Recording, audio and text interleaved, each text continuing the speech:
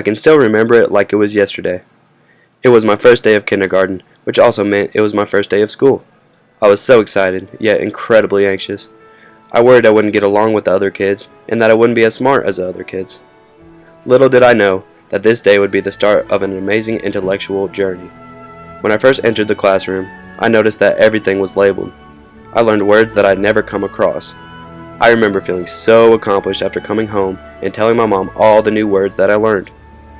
Then, a celebrated reading, a book counting competition between all the students, entered my life. Suddenly, my motivation to read was enhanced even more. I finished that year as an accelerated reading champion.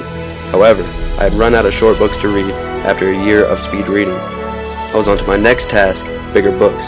I struggled at first, so I asked my mom to ease me into the books by reading to me at night. By second and third grade, I had begun to read bigger novels such as A Week in the Woods by Andrew Clements and Captain Underpants by Dave Pikey. I found that these more in-depth novels allowed me to explore my mind further than ever before. Before I knew it, I was reading incredibly difficult novels such as Inkheart and Harry Potter. Resultantly, I gradually transformed into a well-rounded intellectual individual. I was excelling in every class. I started to get a reputation as a smart kid. Additionally, my performance in sports went through the roof. I was hitting dingers in baseball, throwing touchdowns in football, and getting buckets in basketball. However, it wasn't my physical ability that dominated. It was my sharp mind that gave me the edge. It was as if I knew what was going to happen before it happened. For this edge, I had reading to think. Reading allowed my mind to develop tremendously. I suddenly had thoughts that I had never fathomed, and I began to make connections I didn't know existed. I maintained my love for reading through middle school and high school.